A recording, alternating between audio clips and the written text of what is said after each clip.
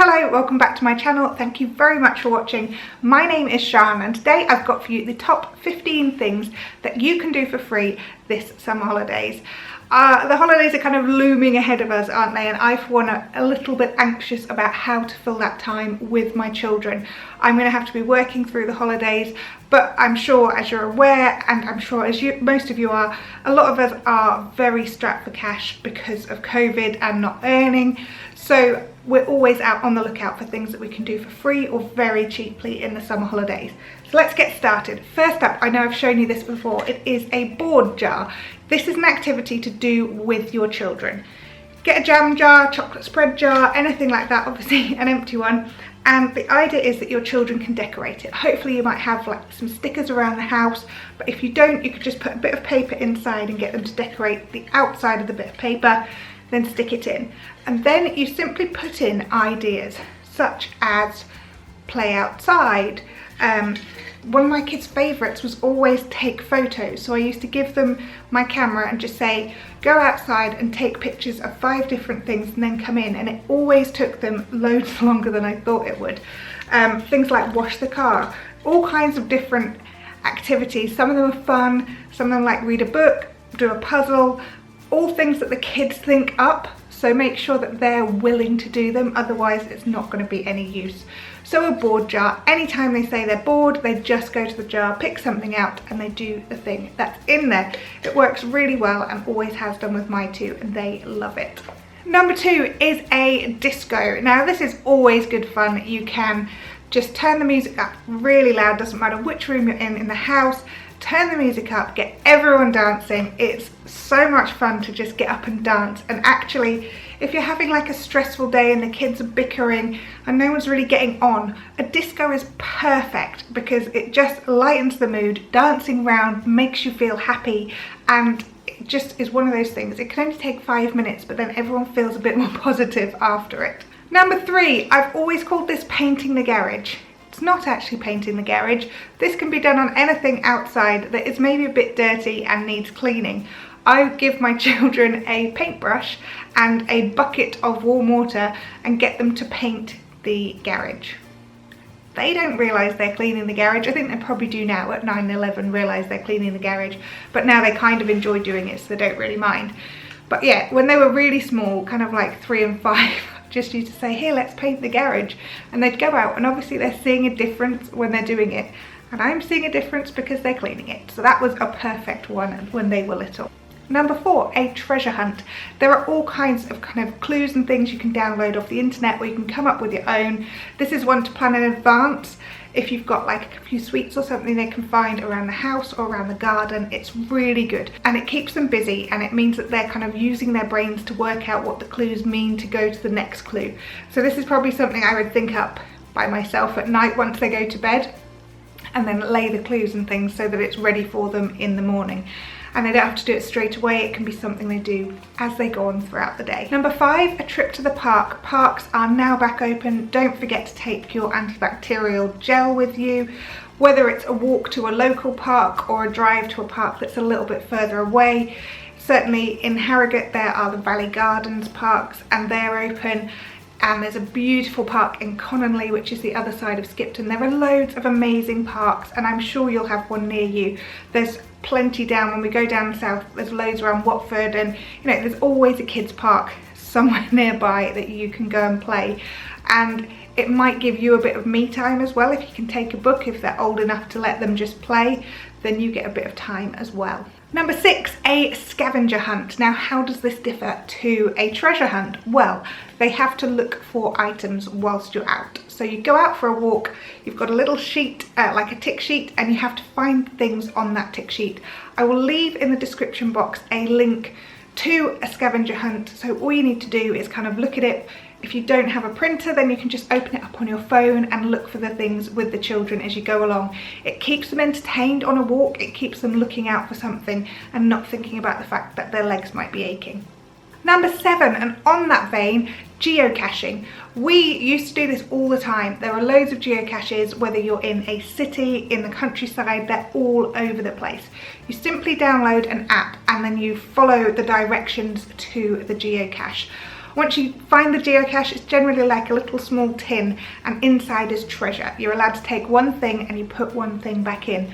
Definitely do not put sweets or anything that will perish in these, because they just make them sticky for the next people that come along.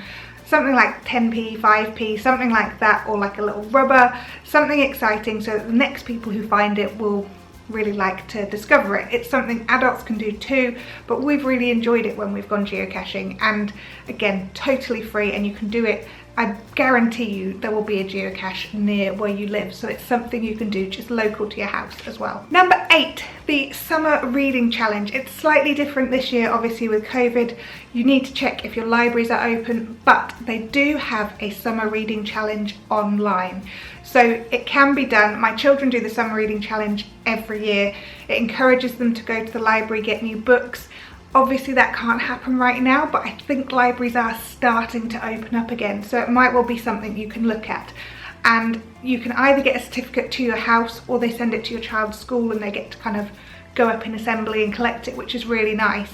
They get some goodies after each week, after they've read a certain amount of books, and it's just really nice. So I don't know how it will work this year, but I have seen it is online as well.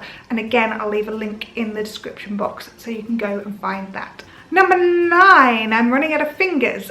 Go to museums. Again, this is something you're going to have to be careful about doing. If the children need masks and if you need to wear a mask, make sure you've got those with you. A lot of museums are free. They do often have a part that you have to pay to go to, like special exhibitions or something, but museums are a wonderful way to spend time. In fact, one of my children's favourite things to do when we go down to Oxford is to visit the Natural History Museum, Pitt Rivers Museum there.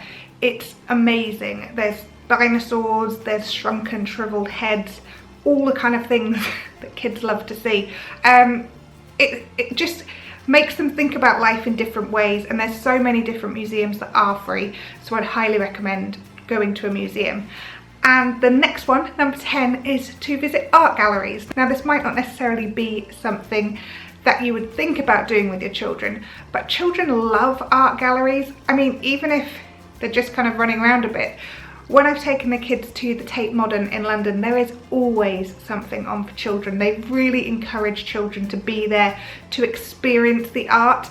And I think it's really nice to actually go around and discuss the art with the kids in like a fun way. It doesn't have to be boring, because my perception of art galleries as a kid was that it was boring. My children don't have that perception of art galleries. So I think there's definitely something that you can, you know, open their eyes to, although do be prepared that you may well see some nude paintings as well. My daughter thought that was hilarious when we went to the National Portrait Gallery and there was a very large nude picture.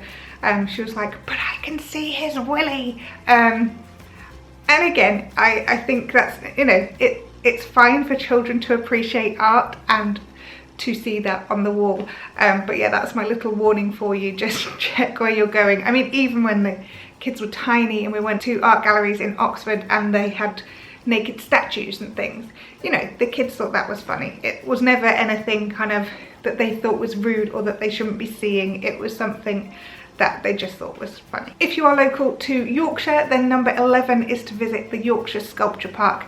Again, this is free to visit, but they do charge for parking, so you will need to take some money for parking.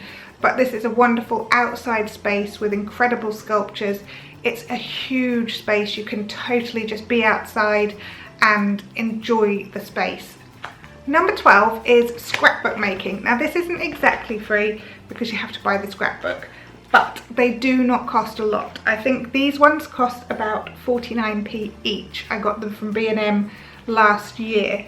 So this was my son's scrapbook from last year. Yeah, it is from last year.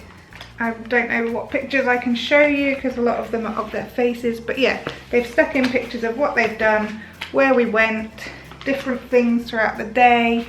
This was done, they were down with their grandma, so they weren't with me, so they were kind of keeping a little tally of what they were up to. These are really lovely to look back on, and that's our main reason for doing them.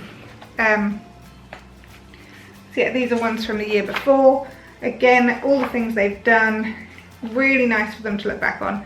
They get a bit bored and they stop writing generally, kind of near the end. There's less writing that goes on, but I do think it's a really nice thing for them to look back on, and it also keeps up their writing and their kind of thinking about things, so that they don't lose all of that throughout the summer holidays. Number 13, a mini sports day. Who doesn't love running around the garden a bit?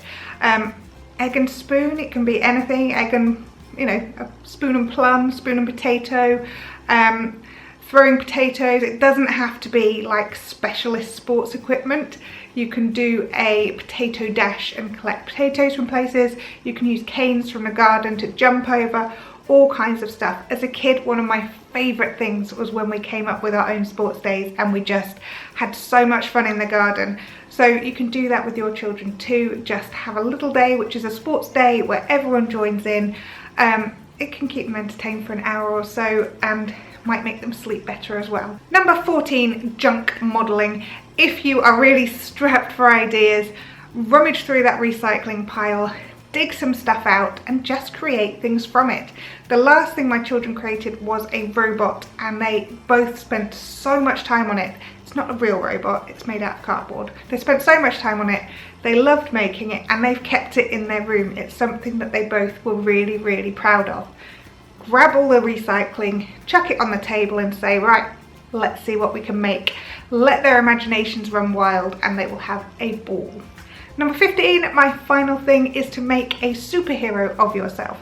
This might sound a bit strange, but if you have a long bit of paper, or as we discovered, a roll of wallpaper that hasn't been used, spread it out, get the kid to lie down and draw around them in like a certain pose. My daughter did like a karate pose on hers, my son did a flying pose on his.